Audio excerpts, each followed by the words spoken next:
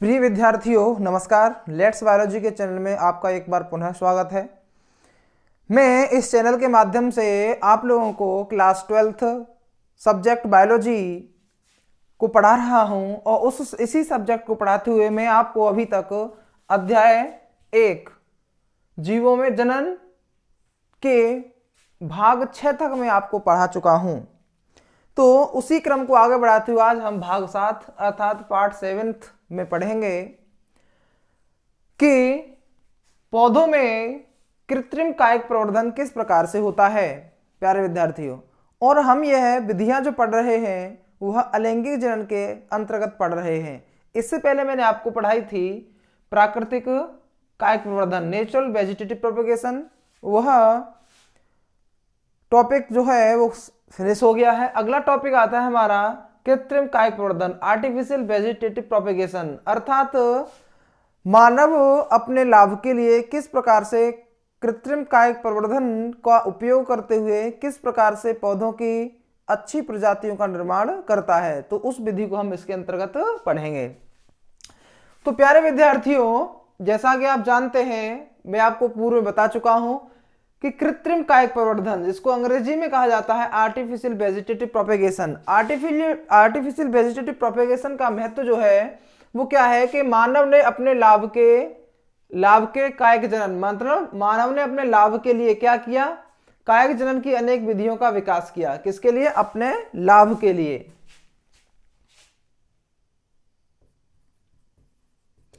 अपने लाभ के लिए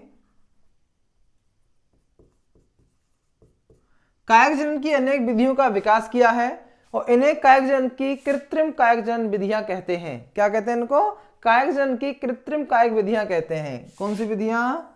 कृत्रिम कायिक जनन की विधियां कहा जाता है। और कृत्रिम कायिक जनन की विधियां जो होती हैं वो निम्नलिखित विधियां होती हैं। पहला इसमें आता है प्यारे बच्चों रोपण, ग्राफ्टिंग, बडिंग, कलिकारोपण, कटिंग, कलम लगाना, लेयरिंग, दाव लगाना, एयर लेयरिंग और गुटी अर्थात वायुदाव या गुटी बांधना और शाखा बंधन इन आर्चिंग। ठीक है ना। तो 6 प्रकार की इसमें क्या होता है प्यारे विद्यार्थियों, कृत्रिम कायिक प्रवर्धन की विधियां हैं कि कृत्रिम रूप से इन विधियों का प्रयोग करते हुए मानव जो है अपने लाभ के लिए किस प्रकार से पौधों का निर्माण करता है।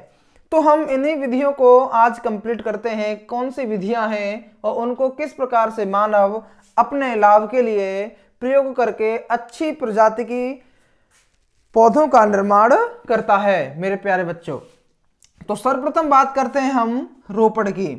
तो रोपण क्या है? रोपण विधि में क्या होता है कि दो विभिन्न पौधों के विभिन्न अंगों को इकट्ठा करके उन्हें एक पौधे के समान बदलना रोपण कहलाता है। ठीक है ना। अब ये विधि जो है वो कैसी विधि है कि इस विधि द्वारा एक ही जाति के निम्न किस्म के पौधे को उत्तम किस्म में परिवर्तित किया जाता है रोपण के द्वारा। ठीक है ना। जैसे कोई पौधा है और पौधा कैसा है? निम्न किस्म का है। ठीक है ना, इंफीरियर वेराइटी है। अब उसको सुपीरियर वेराइटी हमें बनाना है, अर्थात उत्तम किस्म का हमें पौधा बनाना है। तो हम क्या करेंगे कि इस विधि में अलग अलग पौधों की शाखाओं को अलग अलग विधि का मान लीजिएगा, एक पौधा ये रहा, एक पौधा ये है। ठीक है ना। अब इसकी शाख अब ये रहा। ठीक है ना। अब क्या कहता है, इसके विभिन्न अंगों को first plant and second plants. ठीक है ना। पहला पौधा ये है, दूसरा पौधा ये है। अब हम क्या करेंगे, इन दोनों पौधों के अंगों को क्या करेंगे, इकट्ठा करके उन्हें एक पौधे के समान बदलना है। ठीक है ना। इसको हमने मान लिया कौन सा? निम्न किस्म, और इसको मान लेते हैं हम उच्च किस्म। निम्न का मतलब ये जो किस्म है थोड़ी घटिया है, ये किस्म जो है वो थोड़ी कैसी है? अच्छी है। अब इस वाली किस्म को हमें क्या करना है? इसके समान ही बनाना है। तो क्या किया जाता है इसमें कि इस विधि में तो अलग अलग पौधों की शाखाओं को परस्पर इस प्रकार जोड़ा जाता है कि वे पौधे के रूप में विकसित हो सकें। अब इसमें क्या करेंगे कि घटिया किस्म वाला पौधा मृदा में लगा होता है। ठीक है ना। घटिया किस्म वाला पौधा कहाँ लगा होता है? मृदा में। ये वाला पौधा कहाँ है? मिट्टी के अंदर लगा हुआ है। कौन सा वाला? ये वाला पौधा। मृदा में लगा हुआ होता है, ठीक है ना। अब क्या होता है कि जो दूसरा पौधा जो है, जिसकी किस्म कैसी है, उच्च किस्म है, अच्छी किस्म वाला पौधा है, उसकी शाखा से क्या किया जाता है, कलम निकालते हैं, ठीक है ना, कलम। और जो 4-5 सप्ताह के बाद स्यान की टहनी को जोड़ वाले भाग से काटकर, कहां से, जोड़ वाले भाग से काट करके अलग कर दिया जाता है, और उसको क्या किया जाता है, दूसरे पौधे से उसको जोड़ दिया जाता है। दूसरे पौधे से क्या करते हैं, उसको जोड़ दिया जाता है, ठीक है ना। अब जोड़ने के बाद क्या होता है, मान लीजिएगा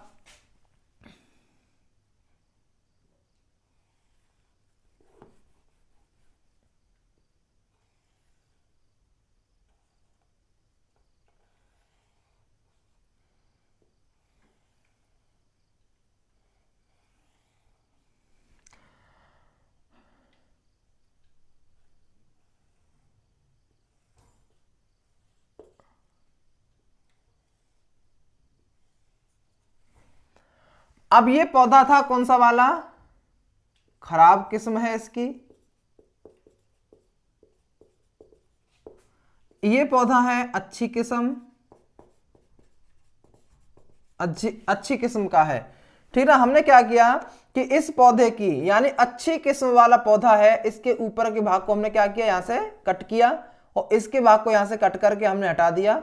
अब क्या करेंगे कि इस वाले पौधे के भाग को इसके ऊपर क्या करते हैं, हम एडजस्टमेंट कर देते हैं, अर्थात अंगों को इकट्ठा करके क्या कर देते हैं, बांध देते हैं। और बांधने के बाद क्या होगा कि इसका भाग जो है जब इसके ऊपर पहुंच जाता है तो वह क्या होता है, एक अच्छी किस्म में परिवर्तित हो जाता है, ठीक है ना। अब ये होता किस में है, तो आम, सेब, नारंगी और नींबू, यानी रोपड़ की जो विधि होती है, आम, सेब, नारंगी और नींबू आदि पौधों में पाई जाती है।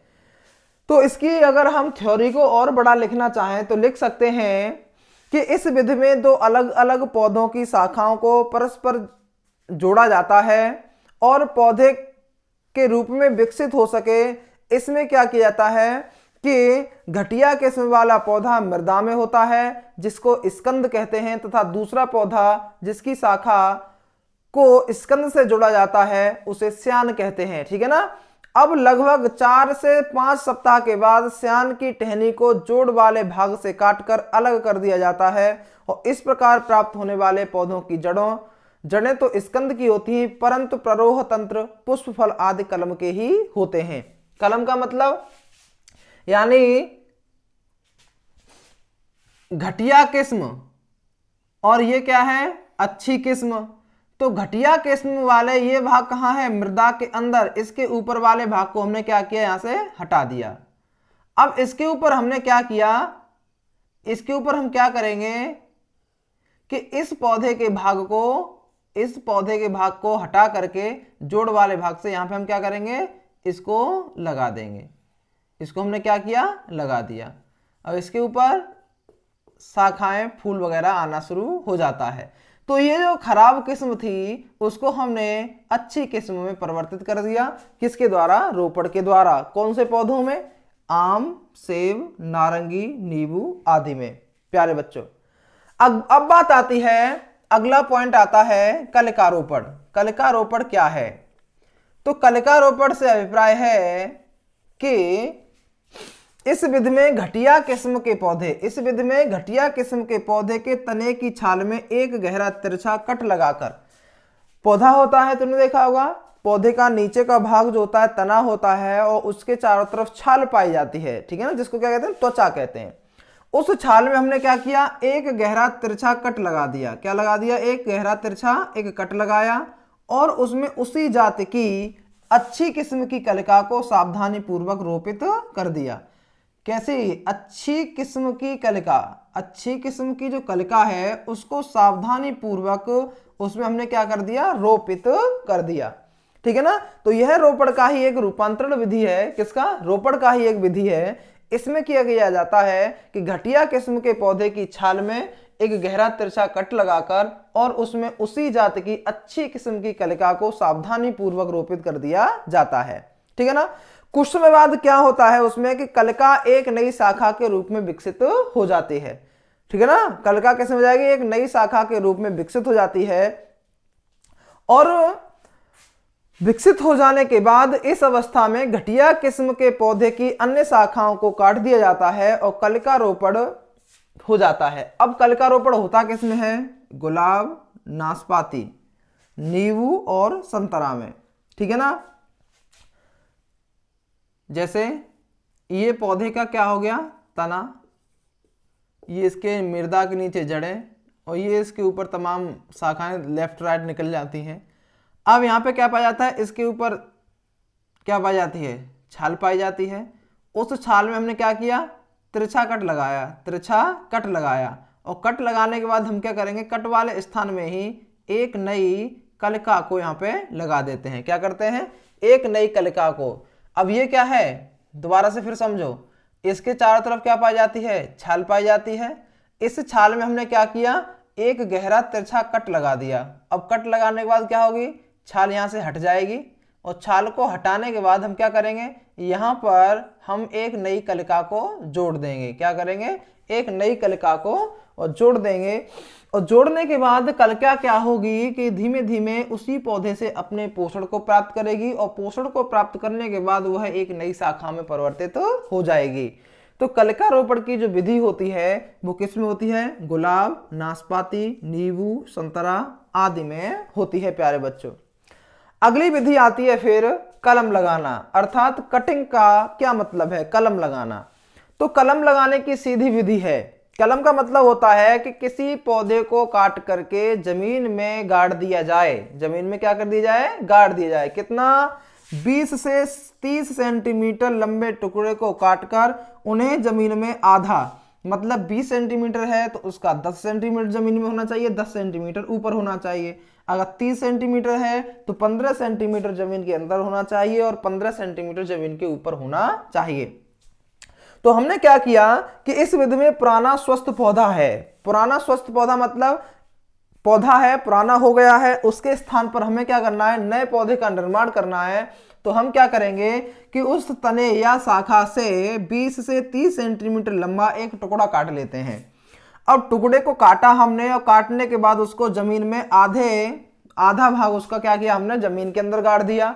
और उस टुकड़े में यह भी ध्यान रखना चाहिए कि कच्छस्थ कलिका अवश्य होनी चाहिए, कच्छस्थ कलिकाएं अवश्य होनी चाहिए। जैसे गन्ना होता है, गन्ने में अलग अलग भाग पर गांठें पाई जाती हैं, उन्हीं गांठों पर क्या पाई जाती हैं, कच्छस्थ कलिकाएं पाई जाती हैं, जिनको आंखें भी कहते हैं।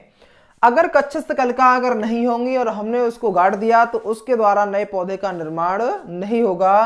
तो कच्छस्थ कलिकाओं का होना कंपलसरी है।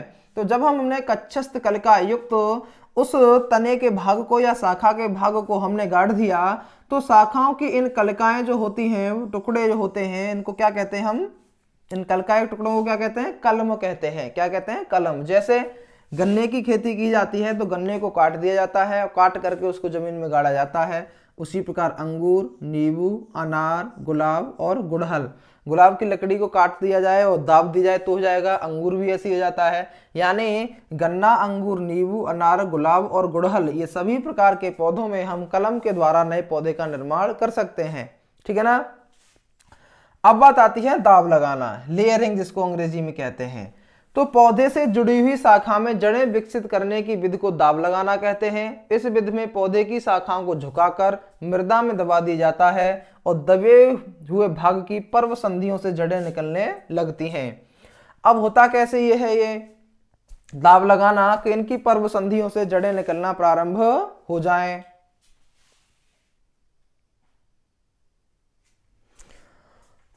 तो प्यारे बच्चों, मैं आपको बता रहा था कि दाब लगाना, लेयरिंग, तो पौधे से जुड़ी हुई शाखा में जड़ें विकसित करने की विधि को, ठीक है ना, पौधा है,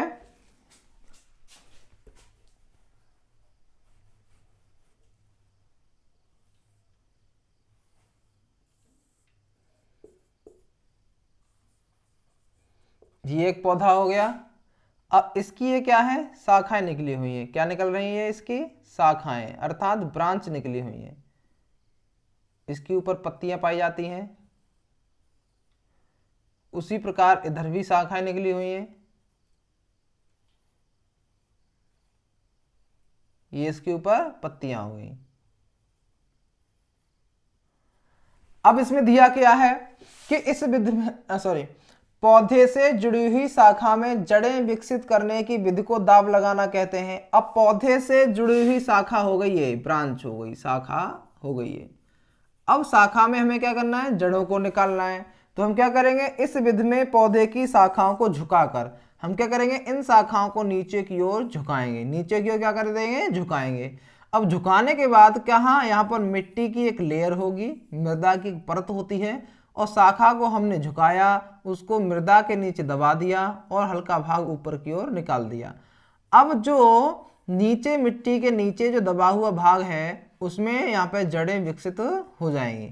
जड़ें जैसे ही विकसित होती हैं और इसमें से आगे वाले भाग पर पत्तियां और ग्रोथ अर्थात वृद्धि करने लगती हैं और शाखा इसमें निकल आती हैं, तो हम क्या करते हैं, इस भाग को यहाँ से काट करके हटा देते हैं। क्या करते हैं, इसको काट करके हटा देते हैं।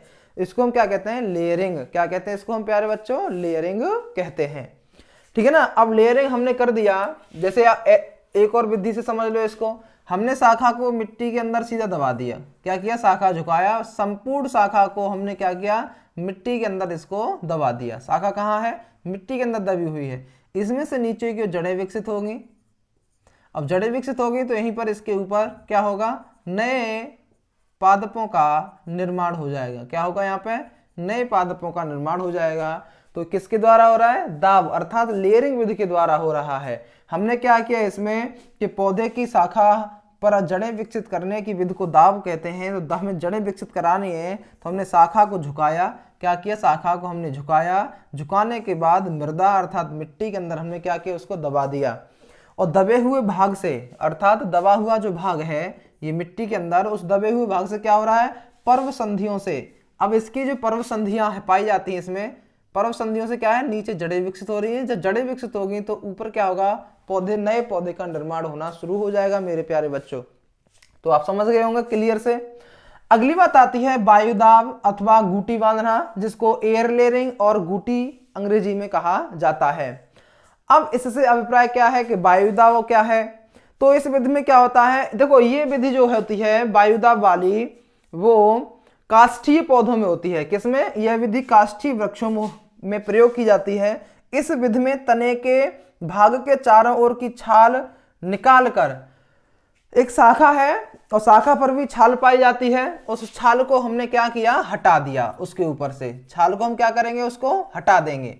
और छाल को जब तक अगर नहीं हटाएंगे तब तक जो वायु दाब या गूटी बांधना है वो पूर्ण रूप से परिपक्व नहीं हो पाएगा। तो मान लीजिएगा एक पौधे की ये क्या है, एक शाखा हो गई मेन, ये पौधा है, इसका तना हो गया। अब इसमें से एक शाखा निकली है, इसमें से क्या निकली, एक शाखा है ये वाले। अब इसके चारों तरफ क्या, ऊपर क्या पाई जा रही है, ये ऊपर क्या पाई जा रही है, छाल पाई जा रही है। अब हमने क्या किया, इस छाल को हमने एक निश्चित स्थान से हमने क्या किया, हटा दिया। अब हमने क्या किया, इस स्थान पे हमने एक कपड़ा लिया, ठीक है ना, उसको हमने क्या किया, इसके ऊपर बांध दिया। हमने क्या किया, एक कपड़ा लिया और इसके ऊपर हमने क्या किया, उसको बांध दिया। छाल को हटाने के बाद, किसको, छाल को हटाने के बाद अब इसके शाखा के ऊपर एक और शाखा होगी, उस पर हम क्या करेंगे, एक घड़े को लटका देंगे। किसको लटका देंगे, एक घड़े को लटका दिया यहाँ, ठीक है ना। हमने शाखा पे घड़ा बांध दिया। ठीक है प्यारे बच्चों, समझिए फिर दोबारा पुनः से। एक पौधा है, मैं पुनः फिर एक बार रिपीट करके समझा देता हूं।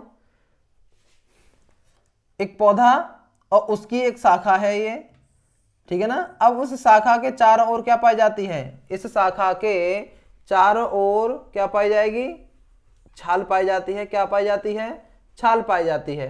और छाल को हमने क्या किया, शाखा के एक निश्चित स्थान से हमने उस छाल को हटा दिया, ठीक है ना। अब हटाने के बाद हमने क्या किया, इसके ऊपर एक मोटा सा कपड़ा बांध दिया। क्या बांधा, एक मोटा सा कपड़ा बांध दिया, ठीक है ना, जिससे कि छाल वाला जो स्थान था जिसको हमने हटाया है वो इस कपड़े के द्वारा हमने क्या किया, कवर कर दिया।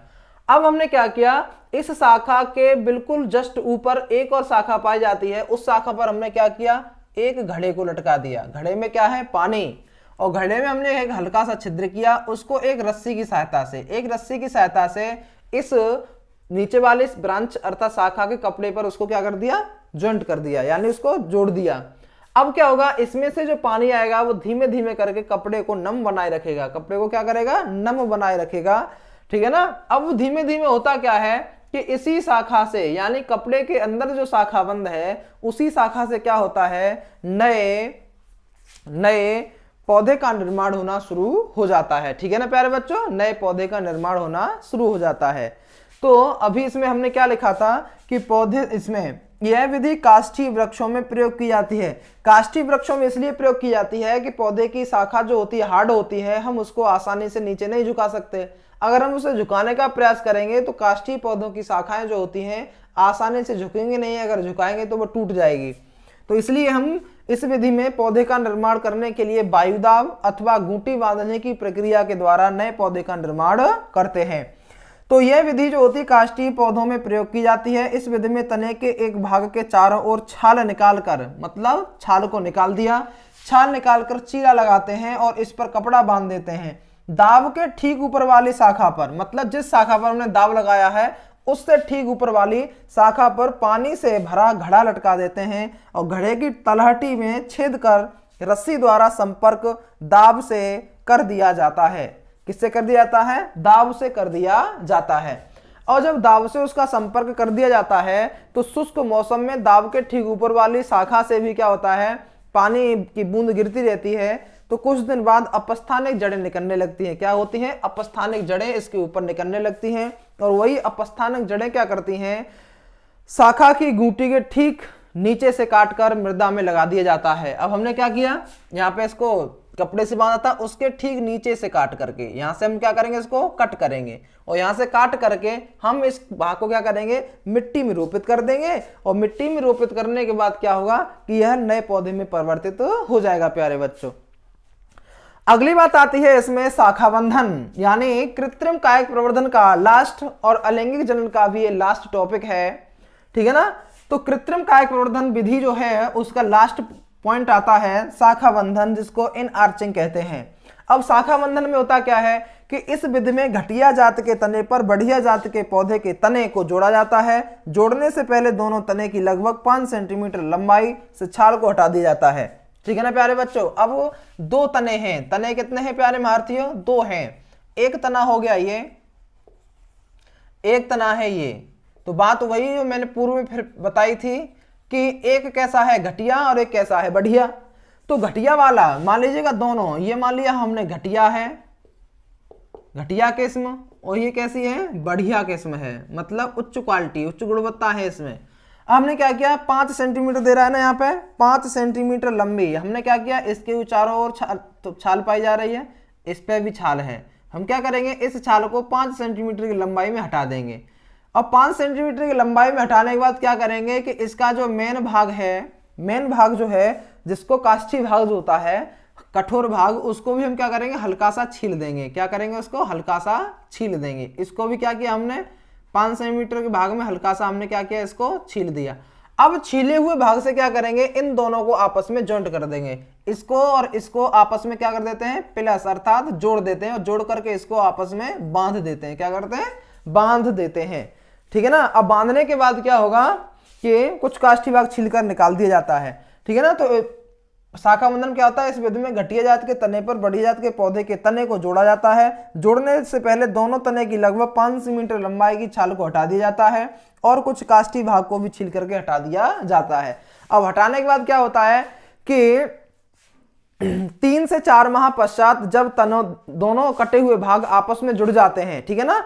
अब कब जुड़ेंगे ये, 3 से 4 माह पश्चात जब दोनों कटे हुए भाग आपस में जुड़ जाएं तो तब स्टॉक के जोड़ से ऊपर के भाग तथा स्यान के जोड़ से निचले भाग को काट कर अलग कर दिया जाता है। क्या कर दिया जाता है, उसको अलग कर दिया जाता है। 4 से 5 माह में जुड़ गए, जुड़ने के बाद क्या करेंगे, उसको ऊपर से हटा करके अलग कर दिया जाता है। और इस प्रकार तैयार पौधे में स्यान के गुण विद्यमान रहते हैं। और ये विधि किसमें होती है, आम, लीची और अमरूद में पाई जाती है। तो प्यारे बच्चों, मैंने आपको विधि उदाहरण के बता दिया कि कौन से पौधे में किस प्रकार की विधि के द्वारा नए पौधे का निर्माण होता है।